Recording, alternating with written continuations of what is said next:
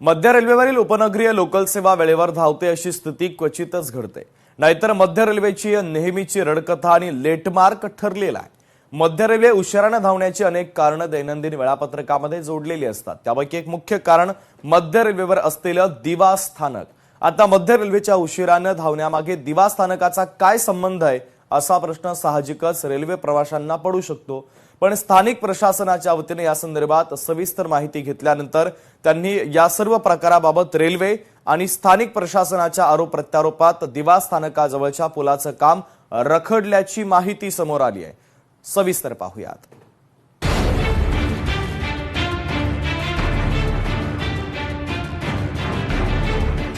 दिवा स्थानकाजवळील रेल्वे फाटक कळीचा मुद्दा। रेल्वे पुलाचं काम रखडल्यानं मध्य रेल्वेला होतो उशीर।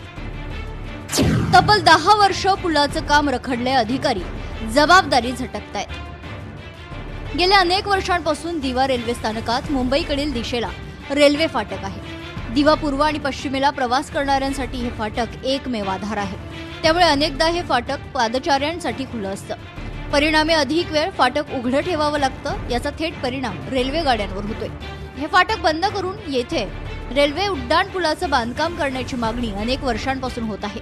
गेल्या 10 वर्षांपासून या उड्डाण पुलाला मंजुरी मिळाली आहे। पुलाचं बांधकाम सुरू झालंय, पण तो तेव्हापासून आजचा गायत अर्धवट अवस्थेत आहे। महानगरपालिका, रेल्वे आणि ठाणे जिल्हा प्रशासनाच्या वतीने एका उड्डाण पुलाचं काम जे आहे ते सुरू करण्यात आलं आहे। मात्र रेल्वेकडून जे काम आहे ते पूर्ण झालं आहे, पण पुढचं जे काम जे आहे ते जिल्हा प्रशासन आणि ठाणे महानगरपालिकेच्या आधिपत्याखाली येतं। त्यामुळे जे उड्डाण पूल जो आहे तो रखडलेल्या अवस्थेत या ठिकाणी आपल्याला बघायला मिळतोय। हे रेल्वे फाटक दिवा शहराला पूर्व पश्चिम असं जोडतं।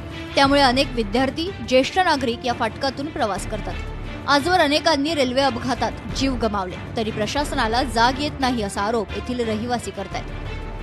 प्रकल्पासाठी जमीन भूसंपादन करावी लागते, हा जो कायदा आहे त्यानुसार ठाणे महानगरपालिकेने गेल्या 35 वर्षात एकही जमीन संपादन केलेली नाही। 2021 ला ऑक्टोबर महिन्यात ही घरं दिवाळीच्या तोंडावर तोडण्यात आली होती आणि त्याला आता 5 वर्ष व्हायला आली, पण 5 वर्षात त्यांना गर्डर टाकायचं काम करण्यात नाही आलं। असं घिसाड घ्यायचं काम ठाणे महानगरपालिकेने केलेलं आहे। रेल्वे प्रशासनानं त्याची बाजू बांधून पूर्ण केली असली तरी ठाणे महापालिका आणि ठाणे जिल्हा प्रशासनानं या पुलासाठी आवश्यक भूसंपादन अद्याप केलेलं नाही। दिवावासियांचा जीव इतका स्वस्त झाला आहे का असा सवाल या आंदोलनात सुरुवातीपासून सहभागी असलेल्या रोहिदास मुंडे यांनी उपस्थित केलाय। दिवाळीच्या तोंडावरती या बिल्डिंग तोडण्यात आलं, इथल्या लोकांना बेघर करण्यात आलं आणि सांगण्यात आलं की तातडीने हा ब्रिज बांधायचा आहे म्हणून या बिल्डिंगी तोडण्यात येतो। परंतु या लोकांना कोणत्या आजपर्यंत मोबदला दिला नाही, त्यांना बेघर करण्यात आलं। आणि आपण बघाल की जवळजवळ 5 ते 6 वर्ष झाले हा ब्रिज अजूनही रखडलेला आहे। पूर्वेला तरी कॉलम आता टाकण्यात आलेली आहेत, परंतु पश्चिमेला हा ब्रिज कुठे उतरेल हेच अजून ठाणे महानगरपालिकेच्या अधिकाऱ्यांनाही माहीत नाही। कोविडमध्ये ज्यावेळी रेल्वे वाहतूक बंद होती त्याचवेळी दिवा फाटकावर उभारल्या जाणाऱ्या पुलाचं काम रेल्वेच्या वतीनं आपण पूर्ण केले अशी माहिती रेल्वे प्रशासनानं दिली आहे। आता ठाणे जिल्हा प्रशासन आणि ठाणे महापालिका यांच्या हद्दीतील कामं अपूर्ण असल्याचा दावा रेल्वे अधिकाऱ्यांनी केलाय।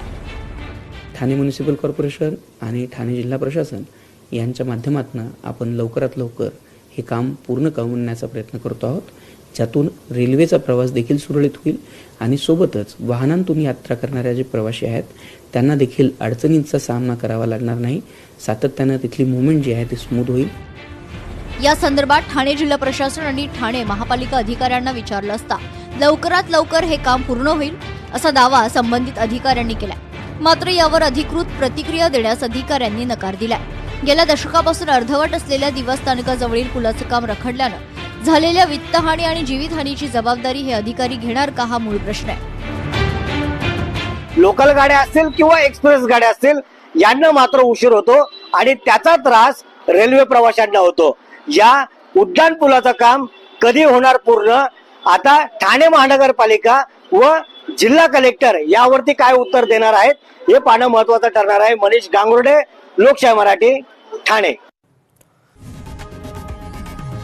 लोकशाही मराठी ऐका, पहा, जागरूक रहा।